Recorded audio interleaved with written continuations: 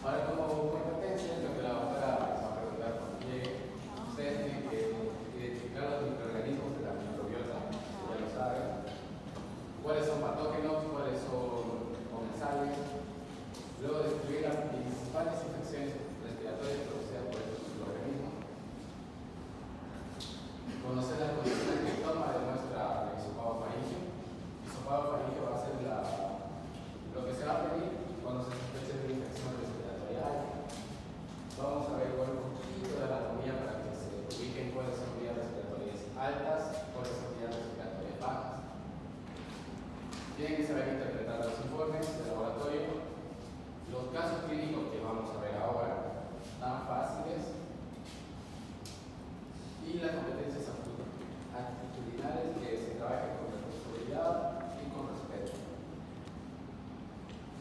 Ya para empezar, sabemos que la vía respiratoria va a estar en constante riesgo porque ¿cómo se contagia a través de la vía respiratoria? Por el aire. Si no tenemos un método de barrera, no estamos protegidos. Ahora, por ejemplo, yo no sé quién de ustedes está resfriado o capaz de estar resfriado y ustedes están sin barbijo. Entonces hay que tomar en cuenta de que el tracto respiratorio constituye la localización más frecuente de infección, porque está en contacto a la exposición al amplio contacto con patógenos. Puede haber contagio que sea a través del aire, por la nariz, por la boca. Si no es por el aire, van a empezar a escuchar ahora lo que es la gotita que fluye, que es cuando una persona estornuda, produce algunas gotitas. No sabemos si esas gotas están con algún patógeno, con una bacteria, con un virus. Luego también hay el contagio de mano-boca o mano-nariz. Para que no se olviden, los patógenos que pueden causar infecciones respiratorias van a ser bacterias, virus y hongos. Los tres. Ahora lo que tienen que saber es que el sistema respiratorio va a tener varios mecanismos para defenderse. Si hablamos de la nariz de limpieza, la nariz está compuesta por glándulas de secretamo que evitan que ya partículas grandes, organismos grandes entren por la nariz. Tenemos los vellos. Luego, los criterios que se tienen que tomar en cuenta cuando yo vaya a realizar un examen o una sospecha de una infección respiratoria es que el tracto respiratorio va a estar abundante de flora normal. Eso tienen que acordar. Pueden tomar una muestra y les puede salir una bacteria, pero esa bacteria puede ser comensal, o sea, no es patógeno. Tienen que saber que en el tracto respiratorio hay flora normal, hay microbiota. Luego el envío de la muestra de otro lugar del árbol respiratorio, la toma de muestra inapropiada. Es lo mismo, si no saben tomar una muestra, no les va a servir de nada. El lugar de sensibilidad de los medios respectivos, de rutina y la necesidad de utilizar medios especiales. Esto ya no sería tan específico para ustedes, ya que se llama manejo químico, que tienen que saber qué medios respectivos usar, cuáles son los métodos que hay para diferenciar los estreptococos. No sé si la doctora les explicó de qué es el estreptococos, que algunos son coagulasa positivos, otros son coagulasa negativos. Eso ya son pruebas de química que hace Global Research Químico. Nosotros está bien que lo conozcamos, pero realizarlo no. Para que las vías respiratorias, lo que vamos a ver hoy, que se extienden desde los orificios nasales hacia la laringe, de la laringe pasa y comprende la nasofaringe, el orofaringe, y puede llegar a los senos paranasales, al esófago y el cuello medio. Ahora, las infecciones más frecuentes que se producen a través de las vías respiratorias altas: faringitis, laringitis, otitis, sinusitis, epiglotitis, difteria, que no es frecuente, pero es una enfermedad que puede producirse en las vías respiratorias altas. ¿Quién me dice por qué puede producir una otitis? Si yo estoy resfriado con faringitis, ¿por qué podría tener una otitis? Por el conducto de Eustaquio. Por la trompa de Eustaquio, que comunica el oído medio con la nasofaringe específicamente. Entonces, tienen que relacionar eso de la parte anatómica. Si yo tengo una faringitis maltratada, puedo tener una otitis, puede ser una sinusitis, puede haber una epiglottitis. Entonces acuérdense de las enfermedades, infecciones del tracto respiratorio alto, faringitis, sinusitis, otitis, epiglotitis, laringitis. Ahora, cuando yo menciono faringitis, ustedes ya han llevado bacterias que producen faringitis. ¿Cuál es lo más importante que ustedes conozcan que produce faringitis? Lo llevaron a la teoría. ¿Qué bacteria produce faringitis? Staphylococcus aureus. ¿Ya otra bacteria? Streptococcus pyogenes, ese es el más clásico. Primero que tienen que saber. Cuando yo digo faringitis, ustedes piensan en Streptococcus pyogenes. El Staphylococcus aureus es flora del tracto respiratorio, pero no produce una faringitis. Entonces, yo digo faringitis, ustedes Streptococcus pyogenes. Posible. Pero en este caso, si hablamos de faringitis, el mayor porcentaje de faringitis es viral, no bacteriana. Podemos hablar bacteriana cuando nos venga un paciente niño, menor a 10 años. Yo pienso en una faringitis bacteriana. Y si yo, el paciente viene y me dice, me habla de la clínica, yo la anamnesis, me dice, me duele la garganta, yo con el bacalenguas observo y veo una faringe, unas amígdalas eritematosas, pus. El hecho de que haya pus en las amígdalas ya me quiere decir bacteriana. Esa es la diferencia de una faringitis viral con una faringitis bacteriana. La bacteriana produce procesos supurativos, o sea, van a estar llenos de pus, y la viral no produce. En la amígdala, Perdón. en la amígdala. No, en la viral, la bacteriana produce supurativa, en la amígdala. En la amígdala y en la faringe va a estar eritematosa, va a estar inflamada. Lo más importante y lo característico es que produce pus. Pueden estar inflamados, puede haber inflamación. Entonces no se olviden, faringitis, lo primero que pienso es Streptococcus pyogenes.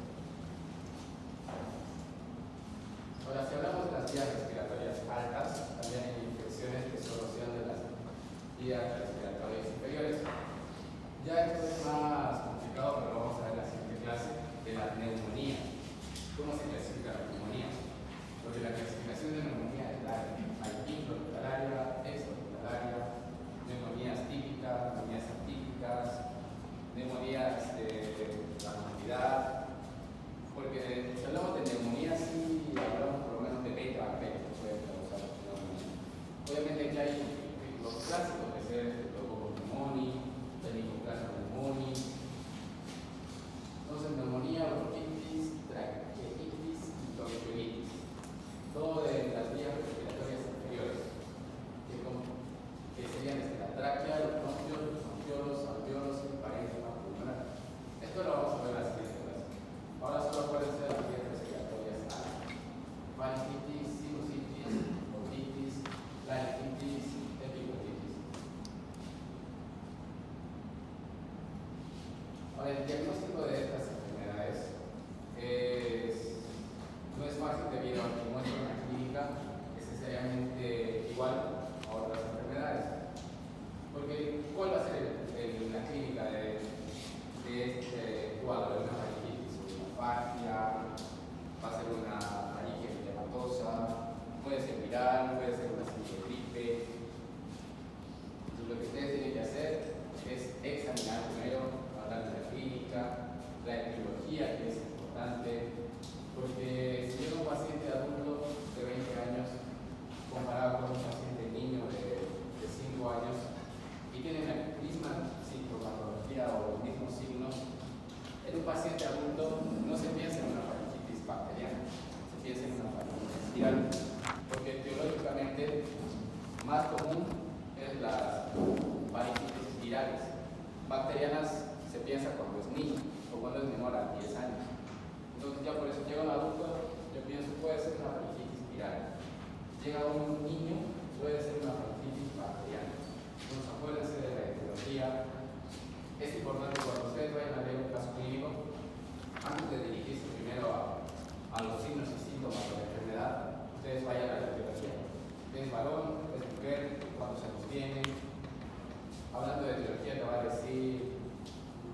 invierno, si es verano, si ha estado en contacto con otras personas, si ha viajado. Entonces, primero se empieza por esa parte. Ya luego ustedes van a los signos y síntomas y van relacionando. Si hay signos y síntomas, ¿qué informan los signos y síntomas? Síndrome. Muy bien, entonces yo relaciono, hay signos y síntomas que pueden producir síndrome. Bien, entonces los síntomas que hay, en los síntomas podemos encontrar las triadas. En este caso no vamos a ver triadas todavía porque la faringitis no hay una triada clásica, pero para adelantarles, para que entiendan, en la neumonía hay una triada clásica. En la meningitis igual hay una triada clásica. Entonces, el paciente que viene con esos signos clásicos, yo ya sé que patología puede ser, ya sé que trabajo puede ser. Entonces es importante que ustedes vean la etiología. Etiología, signos y síntomas, y ya como último, un diagnóstico diferencial. Porque si se acuerdan la primera clase, pues hemos hablado de laboratorios. Dijimos que primero tenemos que hacer un diagnóstico presuntivo. Después del diagnóstico presuntivo se hace un diagnóstico diferencial. Porque puede haber ciertas enfermedades que solo lo cause una bacteria o un virus, como puede haber una enfermedad que lo produce varias bacterias o varios virus. Entonces yo hago un diagnóstico diferencial. Para que entiendan, si yo veo un paciente con tos, solo con tos, ¿qué enfermedad pensarían ustedes? Un paciente solo con tos, me dice, tengo tos y me duele la garganta. ¿Qué pensarían ustedes? Una inflamación de la amígdala. ¿Qué más? ¿Qué pueden pensar? El paciente está con tos. ¿Va? Tuberculosis, ya muy bien otro. ¿Qué más? Paciente con tos. ¿Qué piensan ustedes? COVID, ya muy bien. ¿Qué más? Influenza, puede ser neumonía. ¿Qué bacteria me puede producir neumonía? Ya lo llevamos. Estreptococcus pneumoniae, no se olviden. ¿Qué bacteria produce faringitis? Estreptococcus. ¿Qué bacteria produce la difteria? ¿Cuál? Colinobacterium diphtheriae. Está en su nombre, o sea, con seguridad. Difteria Colinobacterium diphtheriae. ¿Cuál es la morfología? Bacilos. Acuérdense de eso. Ya este es uno de los criterios de sector que es para identificar una probable faringitis o una faringoamigdalitis bacteriana. Aquí está lo que les hablaba de cómo se puede ver la faringe o las amígdalas. Yo voy a ver un exudado faríngeo. Vamos a ver imágenes de cómo se puede ver en un paciente de verdad. Pero lo importante es esto. Cuando ustedes vayan a examinar, si se observa esos puntos blancos, es pus, es un proceso supurado. Porque si se acuerdan la teoría de lo que ya avanzaron con la doctora, el Streptococcus pyogenes produce cuadros supurados y cuadros no supurados. Si hablamos de cuadros supurados, ¿qué cuadros estamos mencionando? De Streptococcus pyogenes. Ustedes ya avanzaron esto en teoría, solo estamos recordando. Bueno, ¿qué enfermedad produce el Streptococcus pyogenes?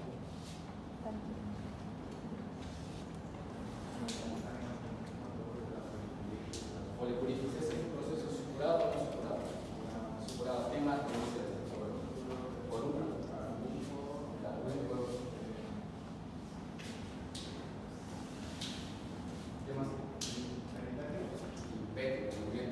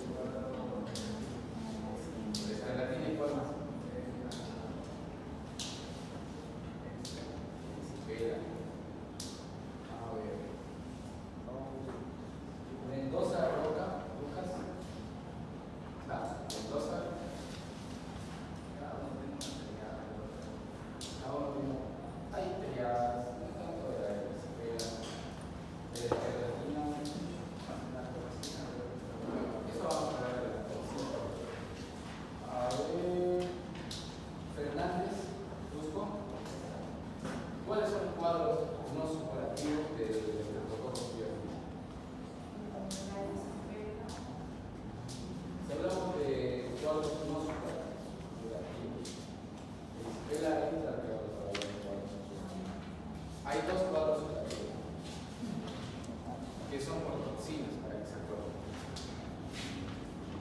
Hay tres tipos de toxina produce la citoplasma.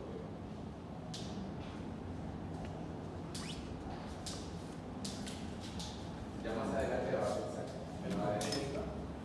Vamos a seguir con esta parte de los criterios. Esta tabla de criterios del sector te dice si hay fiebre mayor a 38 grados, un punto. Ausencia de tos, adenopatías, ha exudado amigdalina y la edad. Como les dice, si es menor a 15 años, otros ponen menor a 10, puede que sea una faringitis bacteriana. Pero ya en un cuadro que sea de mayor de 15 o 45 años en un adulto, se piensa en una faringitis viral.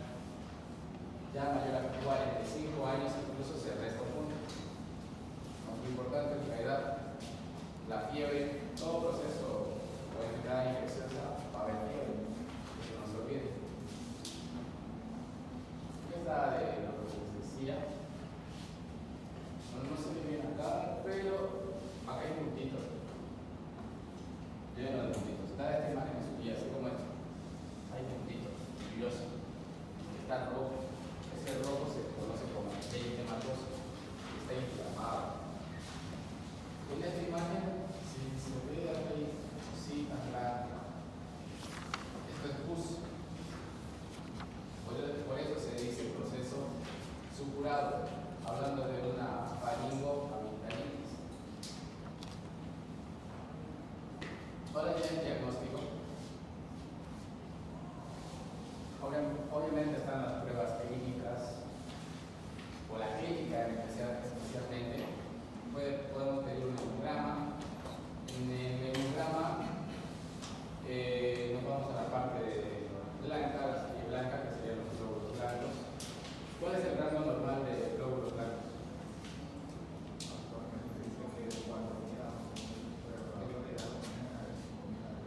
De 4.000 a 11.000 se manejan los hospitales, de 4.000, de 5.000 a 10.000 creo que está en la bibliografía, por lo que dice la autoridad.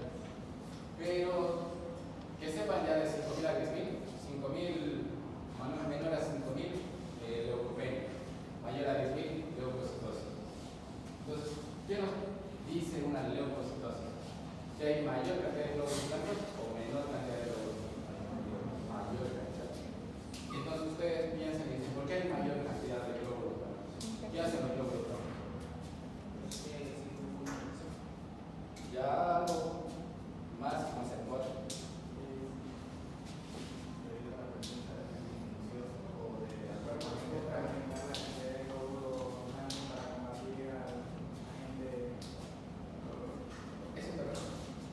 El cuerpo es tan sabio, tiene sus propios protectores, se puede decir, protectores internos, que cuando entra un antígeno, me refiero a puede ser una bacteria, un virus, un parásito, ya se cuerpo. Ahí van a estar los glóbulos blancos, los mononucleares, polimorfonucleares.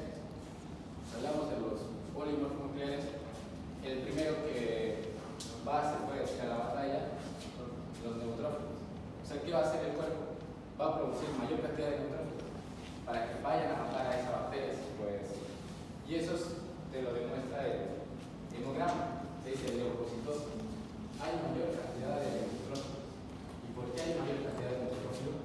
Porque hay algo en mi organismo que no está bien, o algo extraño. Entonces se aumenta la cantidad de glóbulos blancos de manera general. Entonces ya una leucocitosis me dice, hay una infección. Ahora, ¿cómo puedo diferenciar si es infección bacteriana o viral? Cuando hay una infección bacteriana, hablamos de polimorfonucleares. Y cuando hay una infección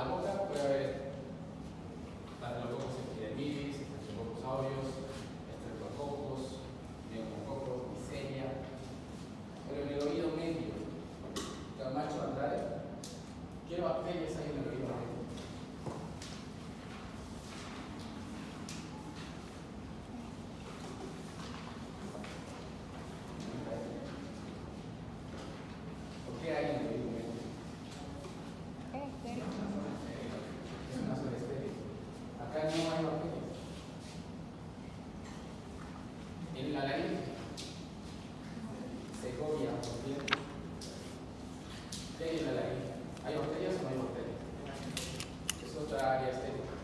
Área estéril quiere decir que en esos lugares no tiene que haber bacterias.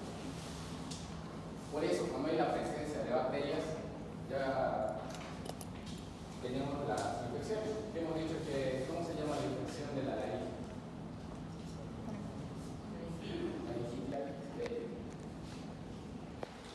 Ahora ya los microorganismos patógenos de las vías aéreas superiores, de una faringitis, los virus pueden ser rinovirus, norovirus, coronavirus, enterovirus. Las bacterias, la más clásica, hablamos de niños, un estreptococcus.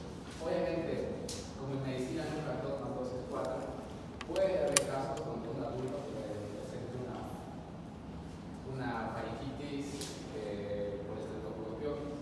¿En qué caso se podría dar esto? Que un adulto mayor presente una faringitis bacteriana. ¿En qué caso? ¿Qué diferencia hay entre un adulto y un niño? Hablando fisiológicamente. Sus defensas, ¿de cuál va a estar mejor? ¿Del niño o del adulto? ¿Del adulto va a estar mejor las defensas que del niño? ¿Quién se recupera más rápido, el adulto o el niño?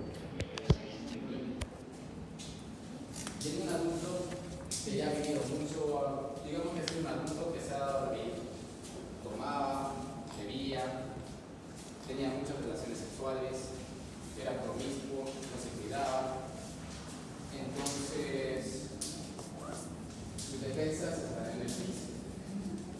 O sea, ¿en qué caso puede haber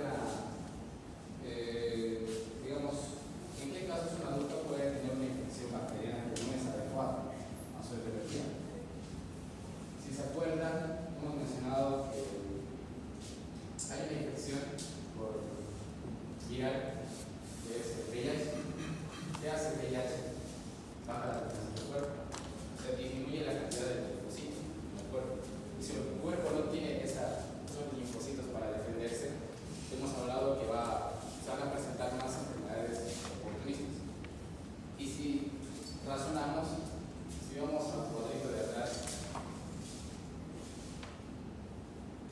en la boca y en la faringe me dice hay estreptococcus. Y si yo les digo una enfermedad oportunista, ¿qué es una enfermedad oportunista?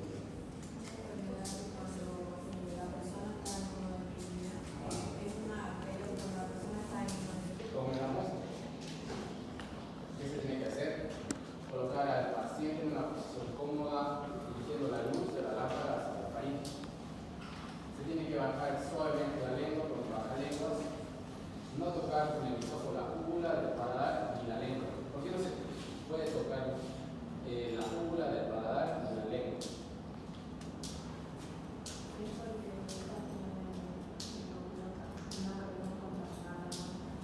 Ya esa puede ser una causa, pero ¿qué más? ¿Por qué yo no debería tocar la úvula del paladar ni la lengua?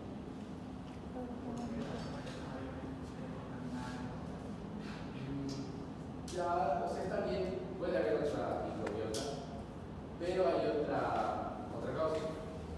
Si yo todavía no estoy metiendo el hisopo, solo con el bajalenguas, si yo meto muy atrás el bajalenguas, ¿qué voy a causar? Provoca vómito.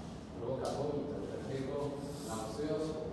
Entonces tengo que tener mucho cuidado. Si yo quiero tomar una muestra de la faringe, lo que haces es, se baja la lengua con el bajalenguas, le pides al paciente que diga que esto va a levantar la úvula y va a reducir el reflejo de arcada o el reflejo nauseoso. Entonces, ya como ven en la imagen, se puede ver las hojitas de la faringe. Yo lo que tengo que hacer con el hisopo, raspar ese proceso suturado que veo,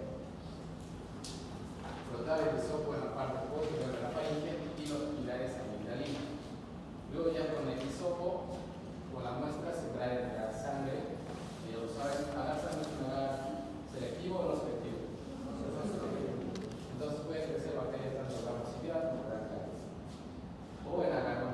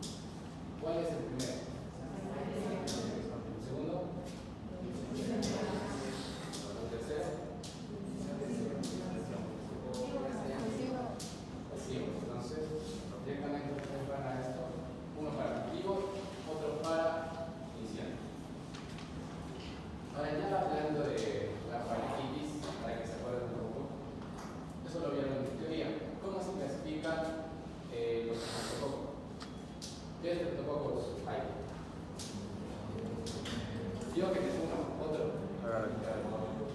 Neumónico, otro. Otro, su examen es la siguiente semana. Pirida galáctica. Está bien. Ahora, la doctora les dijo cómo se clasifica, otra manera de clasificar a los estreptococos.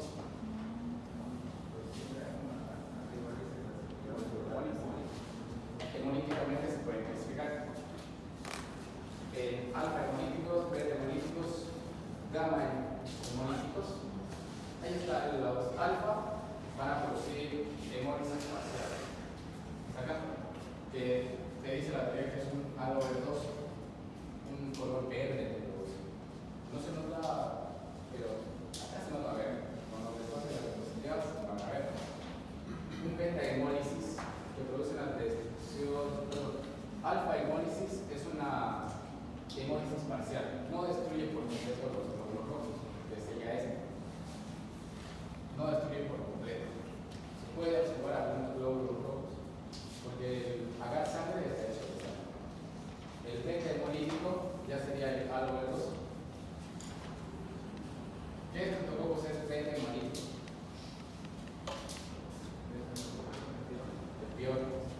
No se olvide, la doctora en el examen les pone estreptococos beta hemolítico. Ustedes tienen que saber cuál es. Puede ser el agar igual, pero mayormente se fija. El agar creo que es alto. Luego tenemos los gamma que no producen nada, o sea, esto es normal, está con glóbulos rojos.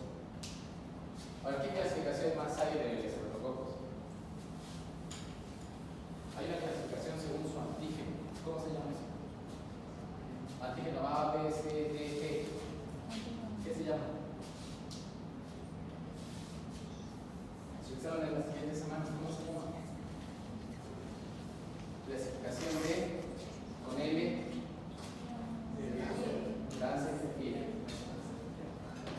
Cuando se nombran las bibliografías, cuando ya empiezan a leer, no te pone estreptococos, los pone beta hemolítico del grupo A, del Lance, en fin. Entonces tienen que saber. Hasta acá. Esta clasificación de Lance, en fin, es según el antígeno, por lo que presenta. O sea, de antígenos puede haber A, B, C, D y G. Ya luego, según el modelo hemolítico, estreptococos está bien, beta, adelante está bien, porque es un compañero beta. Luego hay los demás estreptococos, viridas, que es alfa, el estreptococos neumónico, creo que no es neumolítico. Entonces no se olviden eso. Los estreptococos se clasifican según el antígeno, que ya se según el grupo de Lance, y según la capacidad hemolítica de la bacteria. No se olviden, la doctora sí les pone en el examen. Estreptococos beta hemolítico, estreptococos alfa hemolítico, ustedes tienen que saber. Bien, vamos a empezar con los casos clínicos. Dame chicos. ¿Puede leer el caso clínico, por favor?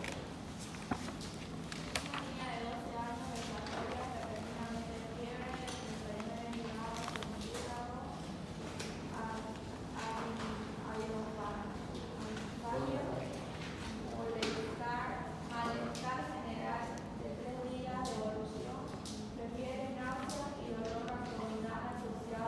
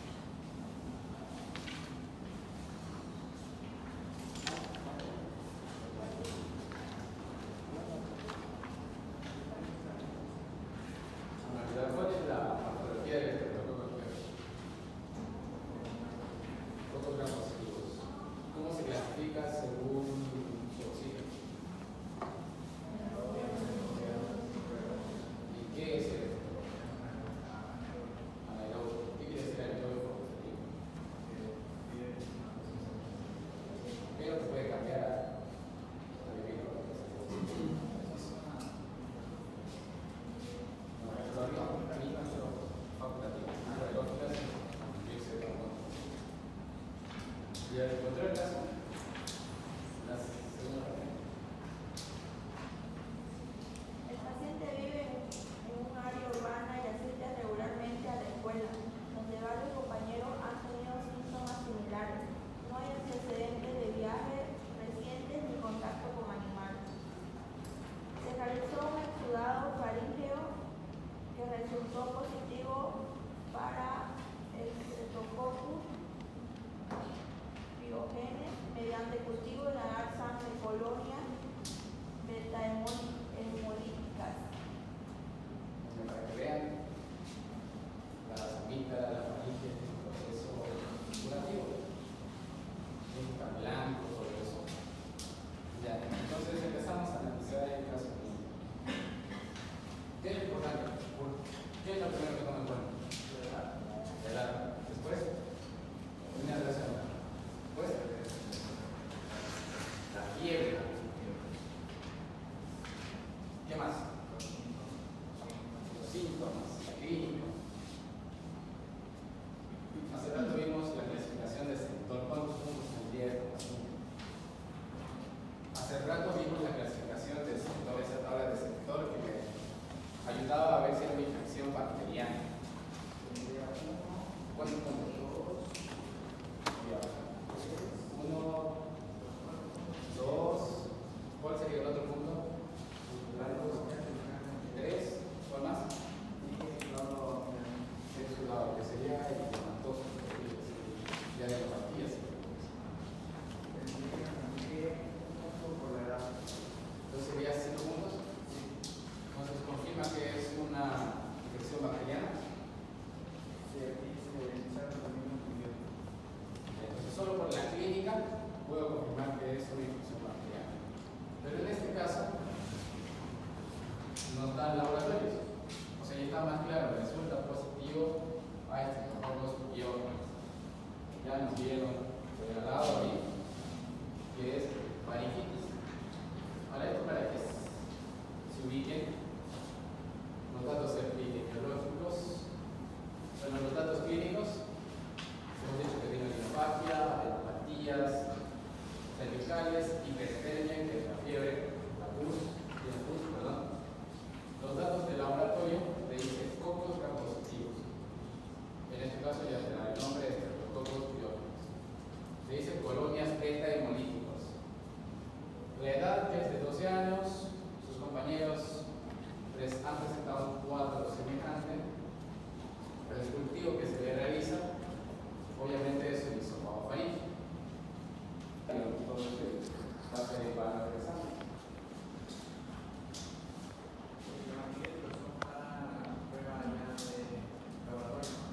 Los antibióticos, los correctos, se tienen que dar después de los pruebas de laboratorio. Eso sería antes de la prueba de laboratorio. Antes de no tomar antibióticos, antes de las 48 horas.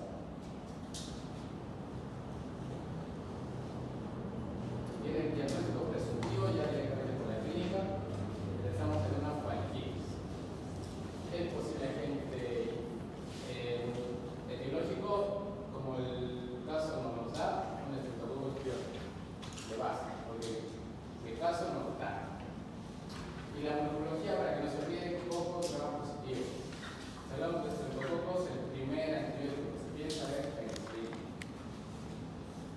Ahí, para que no se olviden, los procesos supurados inespecíficos del Streptococcus pyogenes, epidermidis, uveitis, forúnculo, toda la gangrena estreptocócica, ya supurados específicos, erisipela y escarlatina. Ahora sí, ¿quién se acordaba qué toxinas produce el Streptococcus? Produce 3 toxinas. ¿Cuáles son esas toxinas? Su examen la siguiente semana, ¿no están estudiando? ¿Qué toxina? La heterogénica, La nitrogénica, y esa es una otra. sí. La hemolicina, No, no se llama así. ¿cómo se llama? Otra. A ver, ¿qué produce la toxina nitrogénica?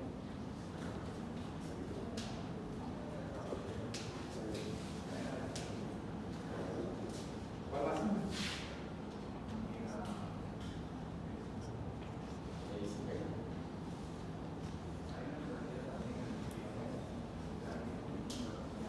biogénica, no existe inventando la toxina biogénica, no existe. ¿Qué toxina? Esto es, te lo dice acá, específico de la bacteria. Hay dos toxinas más. ¿Cuáles son esas dos toxinas? Esto es el examen de laboratorio. Estreptolicina o yes.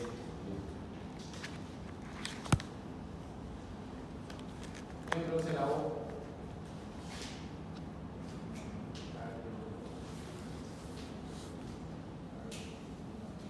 O fiebre reumática.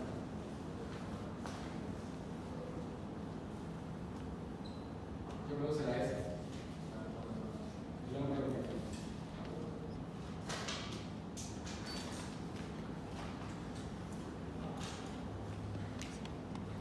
Y estos son cuadros no específicos y no supurados del estreptococos.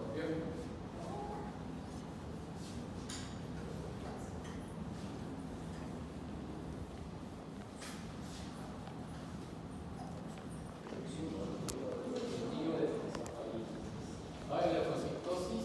¿Va a haber leucocitos? ¿El eritrocito va a haber? No, va a haber. ¿Células epiteliales? Escasas. Si estaría mal tomado, habría una gran cantidad de células epiteliales. Ya se lo puse esto. La admisión de gram dice cocos, gram positivos, estreptococos.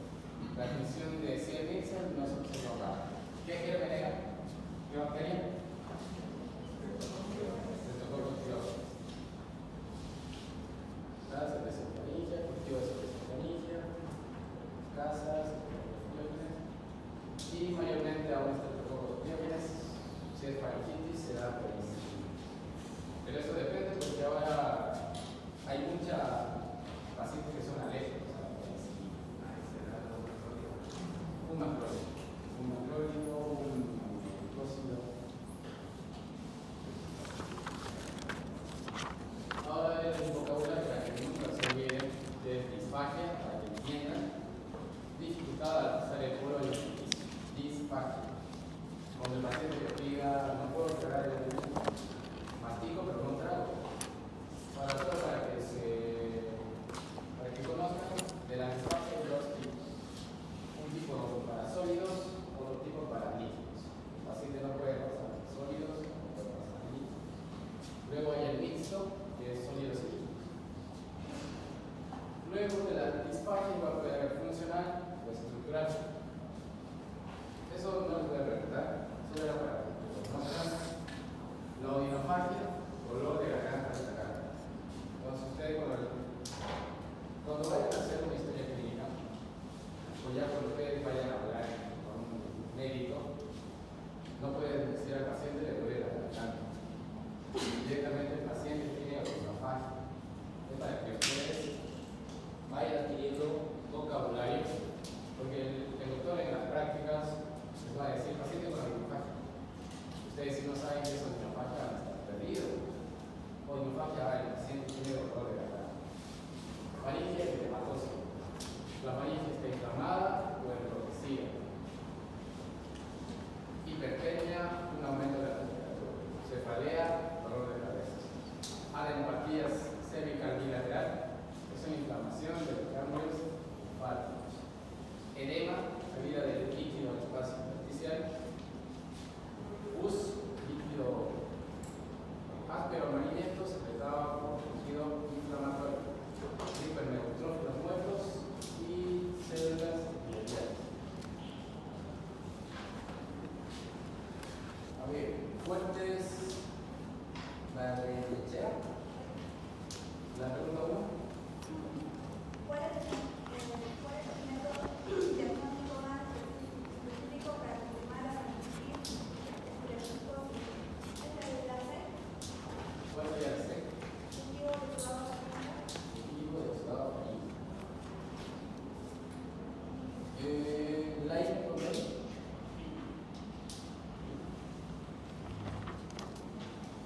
Muchi. ¿Cuál es el tratamiento antibiótico de primera línea para este caso? Sería la cena. Lucas, Susana. ¿Qué complicación superativa es la asociada a las actitudes psicológicas no tratadas?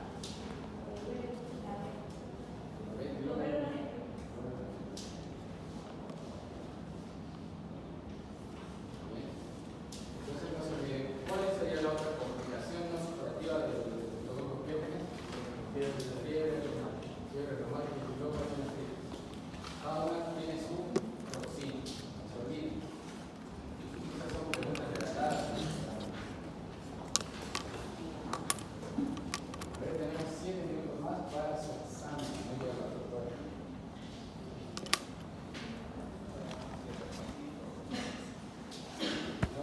Ahora si les doy el paso, les estaría regalando.